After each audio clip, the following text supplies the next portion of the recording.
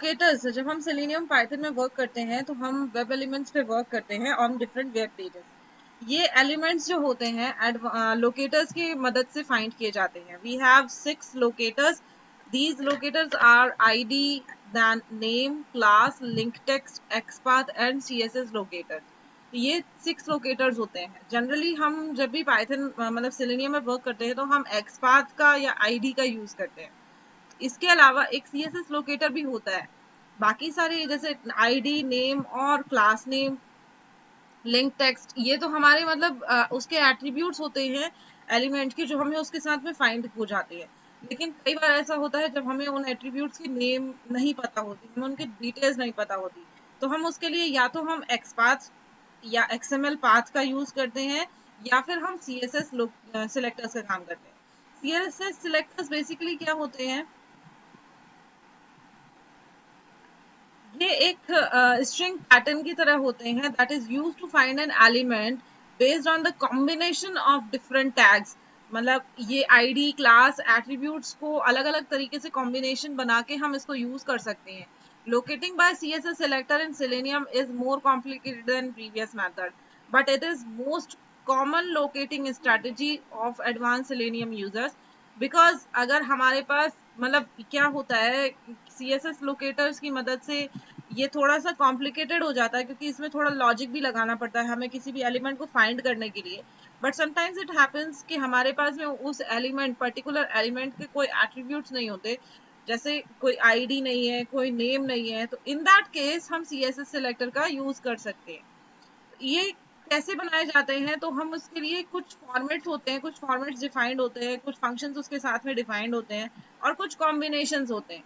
किस तरीके के कॉम्बिनेशन, जैसे हम टैग नेम को आईडी के साथ में, जब हम एचटीएमएल कोडिंग या एक्सएमएल कोडिंग लिखते हैं तो उसमें टैग्स डिफाइन किए जाते हैं। तो वो टैग्स नेम जो होते हैं उनको आईडी के साथ में हम कंबाइन कर लेते हैं, या क्लास के साथ में, एट्रीब्यूट के साथ में, एक साथ मतलब अलग अलग एट्रीब्यूट के साथ में एक साथ 2 या 3 एट्रीब्यूट्स को हम अटैच कर सकते हैं, उनको यूज कर सकते हैं, उनका कॉम्बिनेशन बना सकते हैं। एंड देन कभी कभी हम मतलब इस तरीके से हम उनको कंबाइन करके हम किसी पर्टिकुलर एलिमेंट के लिए एक पाथ डिफाइन कर देते हैं, जिसकी मदद से हम उस लोकेटर, उस एलिमेंट, पर्टिकुलर एलिमेंट को लोकेट कर सकते हैं। तो फॉर दैट, उसके लिए हम क्या कर सकते हैं, there are different types of format. अब जैसे यहाँ पर दिया है आपको एक आईडी, अगर मुझे मतलब सीएसएस सिलेक्टर की मदद से मुझे किसी पर्टिकुलर एलिमेंट को फाइंड करना है, तो यहाँ पर आपके सामने एक एग्जाम्पल दिया हुआ है कि मान लीजिए जैसे अगर मुझे टैग नेम और आईडी की मदद से कोई एलिमेंट फाइंड करना है, तो मैं क्या कर सकती हूँ, तो driver find element by CSS selector, input email, ये उसका आईडी है जो मैंने मतलब ये ईमेल जो है ये पर्टिकुलर उस एलिमेंट का आईडी है, और ये जो इनपुट है दिस इज द टैग। तो let me show you the example of it कि ये किस तरीके से वर्क किया जाता है। यहाँ पर एक सीएसएस सेलेक्टर का एक छोटा सा एग्जांपल है, एक डेमो वेबसाइट है। Let me open this demo website.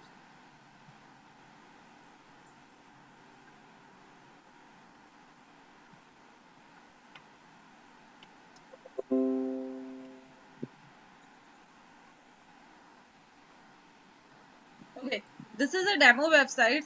ये एक टेस्टिंग पर्पस के लिए एक डेमो वेबसाइट है, जिसमें हम क्या कर रहे हैं, इस प्रोग्राम की मदद से मैंने वेब ड्राइवर को ओपन किया और फिर इस डेमो वेब पेज को ओपन किया। इसमें एक एलिमेंट है, द एलिमेंट इज ये जो ईमेल आईडी और पासवर्ड डालने वाला एलिमेंट है। This element, this is for email, ये टेक्स्ट टाइप का एलिमेंट है, ये पासवर्ड है। Then keep me log in, this is a checkbox button.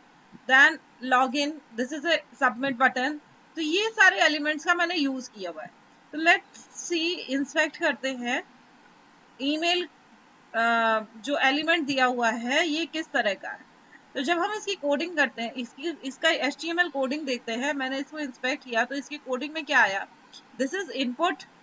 ये इनपुट जो है this is the tag, this is the HTML tag to particular, for particular element. तो ये HTML टैग होता है। And then type is equal to text, class name, ID, ये सारे इसके एट्रीब्यूट्स कहलाते हैं।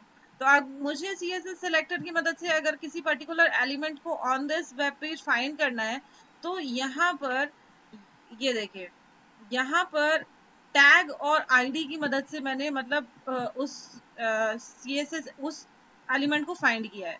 तो this is my tag name, then hash, then ID.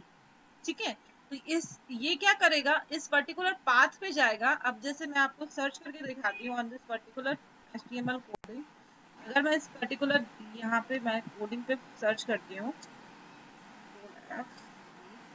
तो वो मुझे पर्टिकुलर वो एट्रीब्यूट, वो जो कोड, वो जो पार्ट है एचटीएमएल कोडिंग का या पाथ है वो दिखाता है। तो इसका क्या फॉर्मेट है, दिस फॉर्मेट इज, मतलब अगर मैं टैग और आईडी की मदद से यूज करती हूँ, तो use the tag name, then hash, then ID. अगर आप आईडी दे रहे हैं तो आईडी, या नेम दे रहे हैं तो नेम, या इनपुट टेक्स्ट दे रहे हैं तो इनपुट टेक्स्ट। अब मान लीजिए जैसे मैंने इधर पे क्लास दिया, ठीक है, तो यहाँ पर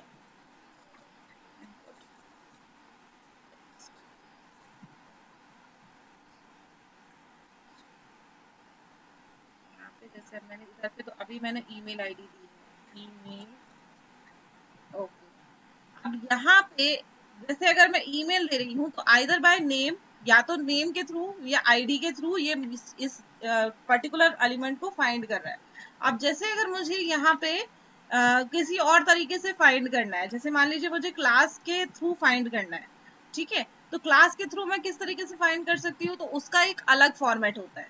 जैसे अब यहाँ पे एक न्यू टेक्स्ट है, मैंने क्या दिया यहाँ पे, ये तो मैंने आईडी के थ्रू, अब जैसे क्लास के थ्रू देना है तो पहले तो मैं अपना टैग नेम दूंगी, then I will use the class, and then I will use the name.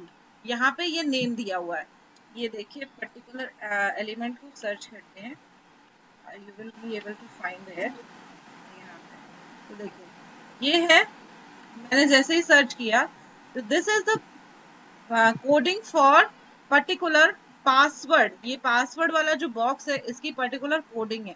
ठीक है, तो this is called the tag name, tag name dot class name, class का क्या नाम है, इनपुट टेक्स्ट, ये क्लास का नेम है यहाँ पे दिया हुआ है, देन हैशटैग पास, पास इसका नेम है। तो ये नेम के थ्रू, मतलब ये आईडी के थ्रू मैंने इसको फाइंड किया है। इसे हम कहेंगे कि हमने जैसे मतलब टैग, क्लास और नेम, इन तीनों आईडीज को सर्च करके, मतलब इन तीनों को मिक्स करके, इन तीनों के कॉम्बिनेशन से हमने पर्टिकुलर एलिमेंट को फाइंड करने की कोशिश करी है। ठीक है, तो इस तरीके से अलग अलग फॉर्मेट्स होते हैं। ये टैग नेम के साथ में डॉट लगाते हैं।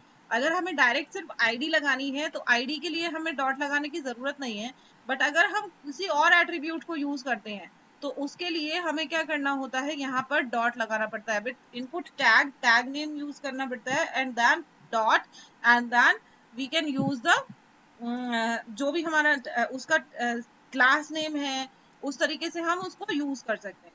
अब जैसे ये वाला है, इसमें मैंने एक तो ये तो इनपुट नेम है, इनपुट यूज किया है, then I used the class name, this is the class name, और फिर उसके बाद में अब इस एलिमेंट के साथ ना ही मुझे कोई और एट्रीब्यूट नहीं मिला होगा, जैसे नेम या आईडी या लिंक टेक्स्ट जो होते हैं ये नहीं मिले होंगे। तो फॉर दैट मैं I tried to find the element by using different attribute. कौन सा एलिमेंट मैंने ट्राई किया है इसके साथ में, तो आई विल शो यू।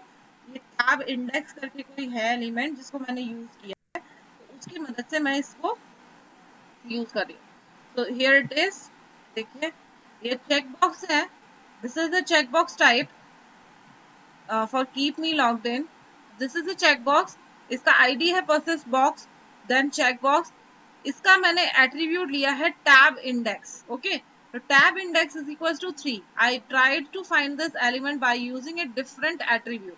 तो यहाँ पर फिर वही टैग, टैग के बाद में मैंने लगाया dot, then I tried to find using class name, तो यहाँ पे ये क्लास नेम दिया हुआ है। क्लास नेम के बाद में स्क्वायर ब्रैकेट्स के अंदर, अब जैसे अगर मुझे मेरे पास में कोई और ये होता, जैसे अगर मुझे इधर पे मैं ट्राई करती हूँ समथिंग एल्स, मैं हैशटैग लगा के नेम लिखती हूँ। Okay, hashtag,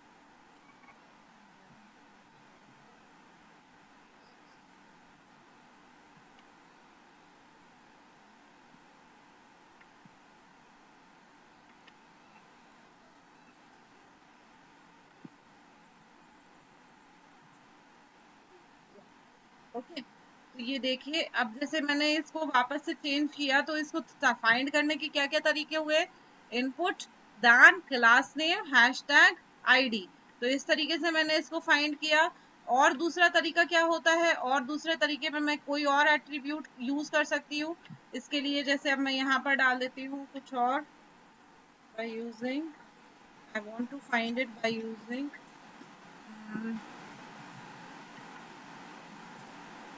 value one, value. देखिए इस तरीके से भी हम इस एलिमेंट को फाइंड कर सकते हैं। अगर मान लीजिए ये काउंट हमारे पास में ज्यादा हो, देखिए यहाँ पर हमारे पास में काउंट आ जाता है, तो हो सकता है कि कई बार ऐसा भी होता है कि हमारे पास में मतलब एलिमेंट्स, एक ही एलिमेंट के कई एट्रीब्यूट्स हो सकते हैं, तो एट्रीब्यूट्स भी कई बार कंबाइन हो जाते हैं, तो उसका आईडी या नेम डिफरेंट होता है। तो हमें उस चीज को भी देखना होता है कि हम जो एट्रीब्यूट, पर्टिकुलर एट्रीब्यूट ले रहे हैं, वो एट्रीब्यूट कहीं और भी किसी और एलिमेंट का तो नहीं है। बिकॉज इन दैट केस जो हमारा प्रोग्राम है वो कंफ्यूज हो जाता है कि हम किस एलिमेंट को पर्टिकुलर को यूज करें। तो वो पर्टिकुलर मतलब जो फर्स्ट एलिमेंट आता है उसको फाइंड कर लेता है। ठीक है, तो इस तरीके से हम किसी भी एलिमेंट की कॉम्बिनेशन के साथ में अपने पर्टिकुलर मतलब किसी भी एट्रीब्यूट की कॉम्बिनेशन के साथ में अपने पर्टिकुलर एलिमेंट को फाइंड कर सकते हैं।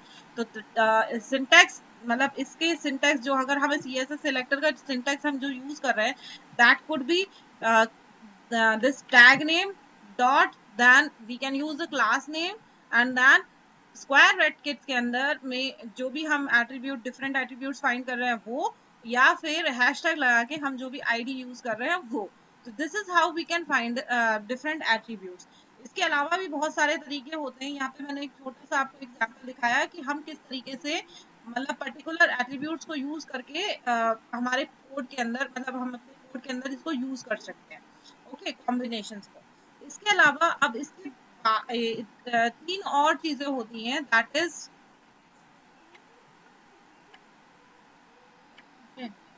ID by class, by attribute, by class attribute.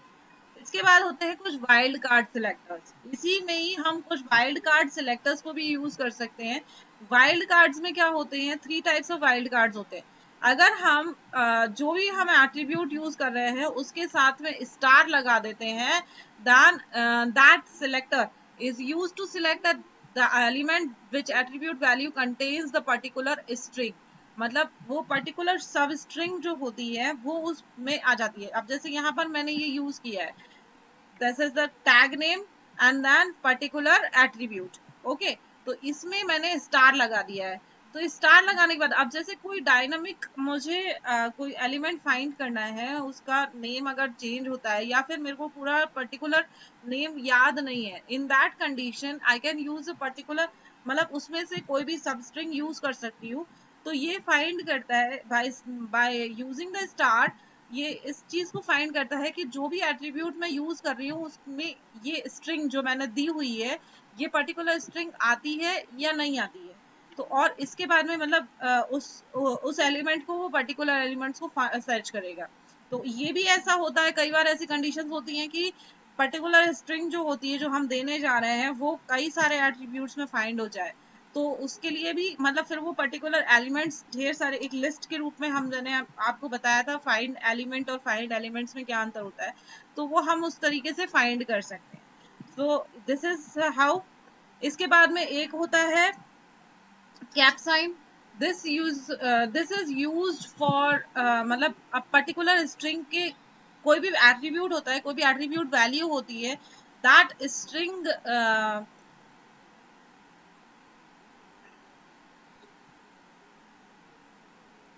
That particular मतलब जो एट्रीब्यूट की वैल्यू होती है वो पर्टिकुलर स्ट्रिंग, जो गिवन स्ट्रिंग होती है उससे स्टार्ट होती है। तो ये wild card, cap wild card ये जो होता है ये इसलिए यूज किया जाता है। तो अगर मुझे कोई भी एट्रीब्यूट फाइंड करना है, उसकी स्टार्टिंग स्ट्रिंग मुझे पता है, तो I can give the value, और फिर उससे कैप की मदद से मतलब जो आगे की स्ट्रिंग होगी, मतलब वो शुरुआत की स्ट्रिंग को मैच करके मुझे वो पर्टिकुलर एलिमेंट प्रोवाइड करेगा। इसके बाद में थर्ड एट्रीब्यूट होता है, that is called dollar sign. ये क्या करता है, दिस एट्रीब्यूट्स फाइंड द, मतलब जो भी स्ट्रिंग होती है वो पर्टिकुलर स्ट्रिंग अगर एंड में होती है तो इसको मतलब उस एलिमेंट को मैच करने का वर्क करता है। तो यहाँ पर मैंने इन तीनों का भी एग्जाम्पल दिया हुआ है कि मान लीजिए अगर मुझे किसी पर्टिकुलर एलिमेंट को सर्च करना है जिसका नेम ईमेल, जिसके नेम में ईमेल स्ट्रिंग प्रेजेंट है, तो वो पर्टिकुलर उस ही ईमेल मतलब उसको मुझे उस पर्टिकुलर एलिमेंट को फाइंड करके देगा। सिमिलरली अगर मैं कैप साइन यूज करती हूँ तो इसमें मुझे बताएगा कि जिस पर्टिकुलर एलिमेंट का नेम पास से स्टार्ट होता है, PASS से स्टार्ट होता है, तो वो मुझे पर्टिकुलर एलिमेंट देगा। और इसी तरीके से अगर मैं डॉलर साइन यूज करती हूँ तो MIT यहाँ पे मैंने दिया है, तो पर्टिकुलर कोई भी एलिमेंट है, उस पर्टिकुलर एलिमेंट के एंड में अगर ये स्ट्रिंग प्रेजेंट है, तो वो पर्टिकुलर उस एलिमेंट को सर्च करके देगा। तो मैं इधर पे आपको सर्च करके दिखाती हूँ on my web page. This is my HTML code and if I try to search this element by using star, अब मैंने यहाँ पे स्टार लगाया है, तो इट विल फाइंड दिस कि जो जो भी मेरा नेम है उस पर्टिकुलर नेम की स्ट्रिंग में ये मतलब नेम में ये पर्टिकुलर स्ट्रिंग है या नहीं है। तो जैसे अगर मैं इसको हटाती भी हूँ तो भी वो मुझे फाइंड करके देगा कि देखो, अब जैसे यहाँ पे मैंने लिखा ई, कोई भी एलिमेंट है उस पर्टिकुलर एलिमेंट में ई स्ट्रिंग या ई कैरेक्टर है, तो वो मुझे उतने एलिमेंट सर्च करके देगा। अब यहाँ पे देखिए ई एलिमेंट के मुझे 5 एलिमेंट्स मिल रहे हैं, email, then next is another actually another element, some other element, इस तरीके से मैं एलिमेंट्स को सर्च कर सकती हूँ। ओके, अगर मैं यहाँ पर कैप लगाती हूँ तो जो भी एलिमेंट्स ई से स्टार्ट होते हैं that those elements will be shown। देखिए यहाँ पे अब 1 आ गया है, तो ओनली द एलिमेंट्स जो कि ई से स्टार्ट होते हैं I will get only that particular element on my web page. इसके बाद में होता है डॉलर। डॉलर में जो भी एलिमेंट जिसका नेम ई में ई से खत्म होता है, तो पर्टिकुलर केवल उस एलिमेंट को सर्च करेगा। तो यहाँ पर देखिए ये नेम है, टाइम जोन दिया हुआ है इसका, ये एलिमेंट जो है ये हिडन है और तो इसका एलिमेंट, इसका नाम है टाइम जोन, तो इसकी एंड में ई लगा हुआ है, तो पर्टिकुलर केवल उस स्ट्रिंग को फाइंड करेगा जिसकी एंड में ई लगा हुआ, या जो भी स्ट्रिंग हम देते हैं वो स्ट्रिंग को फाइंड करेगा। तो this is A small simple code. तो अब मैं आपको यहाँ पे रन करके दिखाती हूँ कि ये किस तरीके से एलिमेंट को सर्च करता है। पहले मैंने एक एलिमेंट सर्च किया है दैट इज ईमेल। उस वेब पेज पे मैंने मतलब ईमेल में मैंने एक कुछ इंफॉर्मेशन डाली है, देन पासवर्ड वाले इनपुट बॉक्स में मैंने कुछ इंफॉर्मेशन डाली है, then I choose the check box button, जो मुझे कीप मी लॉग्ड इन वाला जो चेक बॉक्स बटन होता है उस पर क्लिक किया है, then I tried to submit the page, मैंने ट्राई करा है सबमिट करने के लिए। यहाँ पर हम जस्ट ड्राइवर डॉट क्लोज, यहाँ पे ड्राइवर क्लोज कर दिया है और यहाँ पे मैंने ड्राइवर को क्लोज कर दिया है। इसके बाद में अब मैंने ये तो एक छोटा सा मतलब ये तो मैंने आपको किस तरीके से हम टैग, क्लास और आईडी या डिफरेंट एट्रीब्यूट्स को यूज करके हम कॉम्बिनेशन के थ्रू हम CSS सिलेक्टर का यूज कर सकते हैं, वो मैंने आपको बताया है। इसके अलावा जो नीचे एट्रीब्यूट्स दिए गए हैं, मतलब ये जो है वाइल्ड कार्ड्स, ये वाइल्ड कार्ड्स दिए गए हैं, इनको मैंने आपको बताया है। तो ये प्रोग्राम क्या करेगा, वंश अभी उसको फ्रिज में रखेंगे, ठंडा होगा फिर काट के दूंगी, अभी नहीं काटना खाना।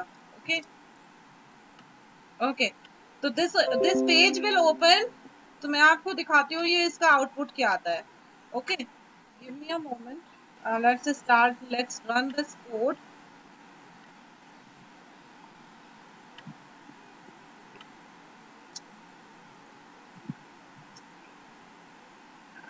So here it is, it will open my web page।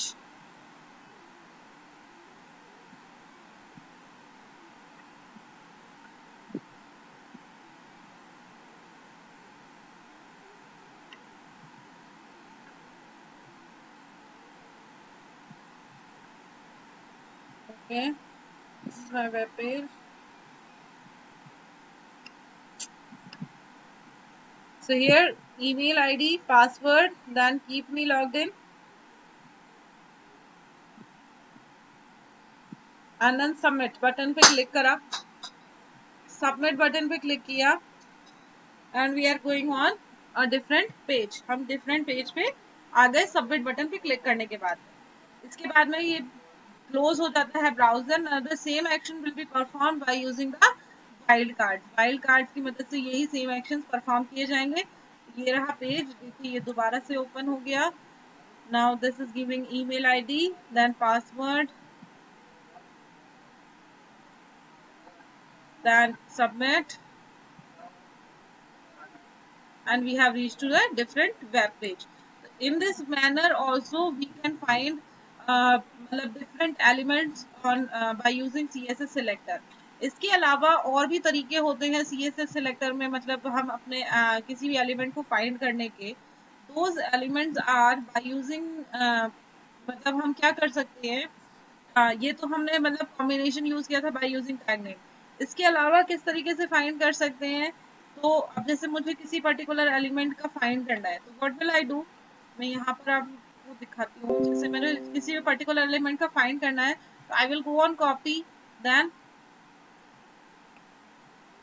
I will go on copy, then here it is copy selector. I can use this element on my web page और यहाँ पर मुझे उसका जो भी सिलेक्टर है, जो भी इंफॉर्मेशन मतलब जो भी उसका पार्ट होता है वो यहाँ पर कॉपी हो जाता है। ओके, यहाँ पर डिफरेंट और भी तरीके से हम इसको बना सकते हैं। फॉर एग्जाम्पल अगर मैं एब्सोल्यूट पाथ यूज करती हूँ to make a combination of CSS selector, तो एब्सोल्यूट पाथ के लिए क्या करेंगे, हम डिफरेंट टाइप्स ऑफ हम उसको पूरा पाथ दे सकते हैं। पाथ कैसे दे सकते हैं, अब जैसे यहाँ पे मैंने ये टैग नेम्स यूज करे हुए हैं HTML टैग में। देखिए this is hold HTML tag, यहाँ से ये पूरे पेज में एक मिनट, मैंने कौन सा एग्जांपल दिया, this is another website, let me open this web page so I can show you.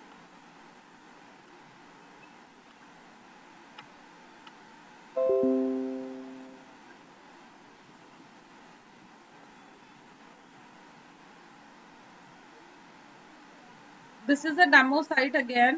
तो यहाँ पर जैसे मैं इस पर्टिकुलर एलिमेंट को इंस्पेक्ट करती हूँ तो CSS सेलेक्टर की मदद से मैं क्या कर सकती हूँ, उसको एक मतलब पाथ दे सकती हूँ।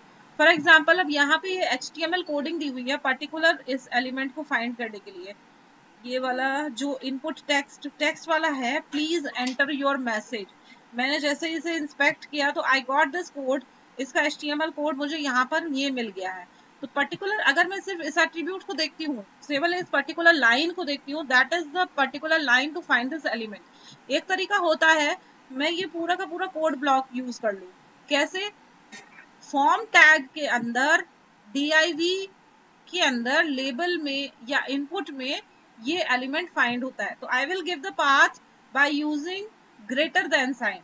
जैसे कंट्रोल F, अब मैं किस तरीके से दे सकती हूँ, फॉर्म, दिस इज माय मतलब जो पर्टिकुलर एलिमेंट का मतलब जो सबसे जो ऊपर का जो HTML कोड है उस कोड के अंदर जो ट्री बनी हुई है उसके लिए उसके थ्रू मैं फाइंड कर रही हूँ। तो form is my particular code, then div, this is another, and then input। Okay, यहाँ पर इस HTML कोड की मदद से भी मैं इस ट्री स्ट्रक्चर में इस पाथ पे पर्टिकुलर पाथ पे जा सकती हूँ।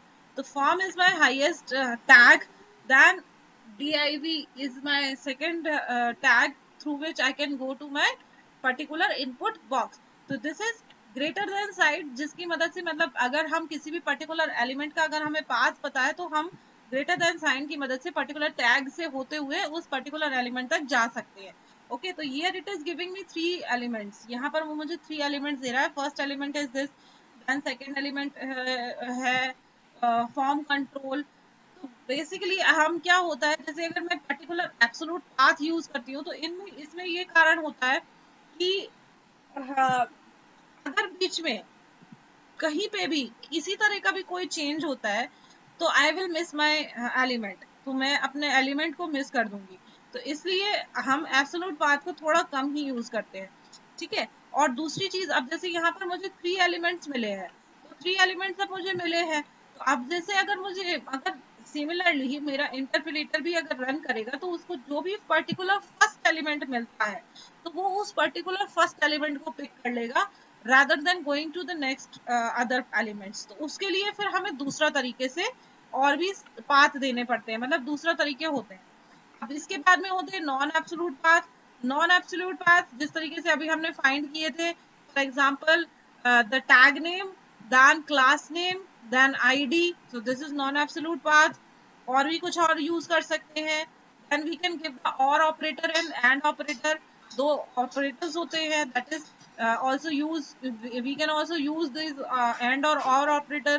यहाँ पर देखिए फॉर्म, इसको अगर मैं यूज करती हूँ, so here it is, I am using the और ऑपरेटर। किस तरीके से यूज कर रही हूँ ये देखिए, यहाँ पे मैंने कंडीशन दी है एंड और ऑपरेटर की मदद से मैंने क्या किया है, दो कंडीशन दी है, या तो फॉर्म मतलब ये टैग नेम और आईडी से सर्च करें, या फिर टैग नेम और मतलब या तो दूसरी आईडी। तो जिस मतलब यहाँ पे मैंने ये कंडीशन दी है कि हेडर टैग, जो हेडर टैग है उससे फाइंड करे, या फिर पर्टिकुलर इनपुट टैग जो उसका है उससे फाइंड करे। तो यहाँ पे दोनों कंडीशन, अगर दोनों में से एक भी कंडीशन ट्रू होती है तो I will find my particular element. तो इसकी मदद से मैं पर्टिकुलर एलिमेंट फाइंड कर सकती हूँ। एक भी कंडीशन अगर फॉल्स होती है तो उसको चलेगा।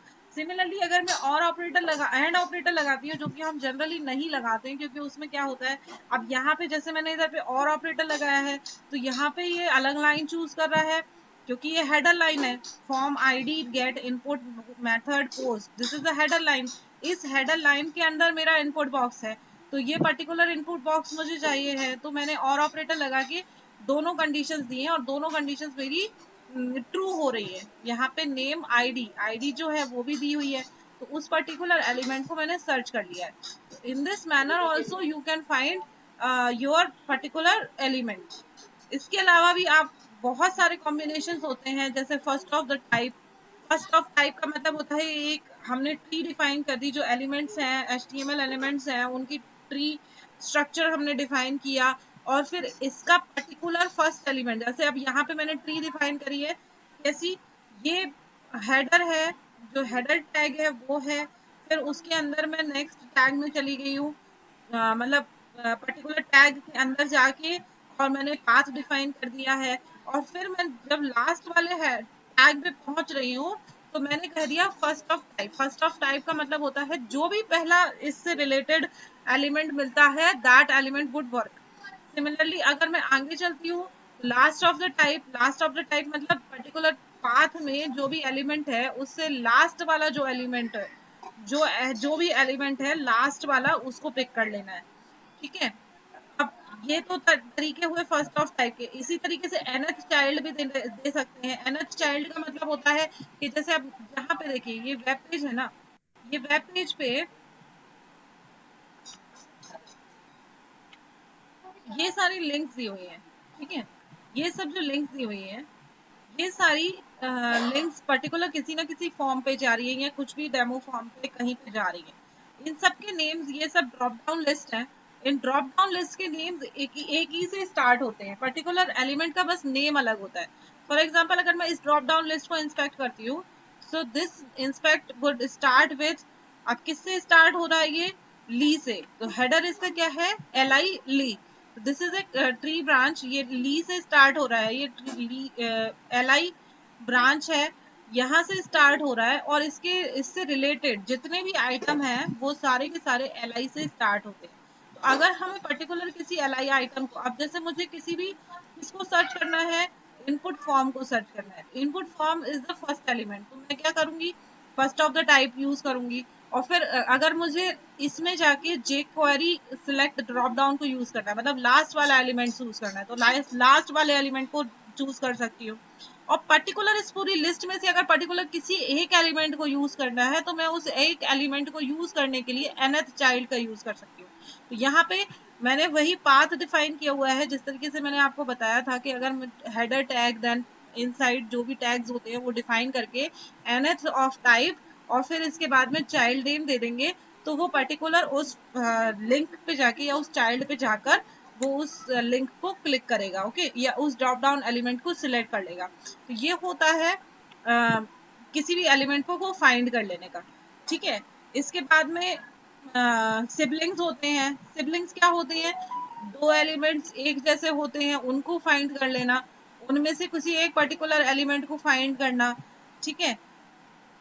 इसके बाद में मतलब ये सारे ऑपरेटर्स की मदद से भी हम किसी पर्टिकुलर एलिमेंट को फाइंड कर सकते हैं। तो ये तो मैंने एक आपको जनरल ओवरव्यू दिया है। मैं आपके साथ में ये प्रोग्राम शेयर कर लूंगी, तो आप इसको और अलग तरीके से ट्राई कर सकते हैं कि हम और कौन कौन सा मेथड्स होते हैं जिनके थ्रू हम CSS सिलेक्टर की मदद से हम पर्टिकुलर किसी भी एलिमेंट को सर्च कर सकते हैं।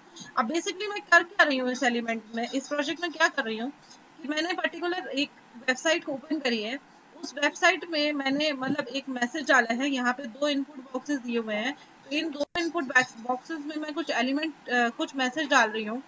यहाँ पर मैंने पर्टिकुलर मैसेज डाला है and then I tried to show the message. यहाँ पे मैसेज शो किया है। इसके बाद में मैं पर्टिकुलर ड्रॉप डाउन में किसी लिंक पे जाके और उनको ओपन करने की कोशिश कर रही हूँ। तो that's how I have worked on it. तो यहाँ पर अब मैं चेक करती हूँ कि ये किस तरीके से वर्क करेगा, ये कोड किस तरीके से वर्क करेगा, ओके। यहाँ पे मैंने सिलेक्ट किया and then I perform run, okay.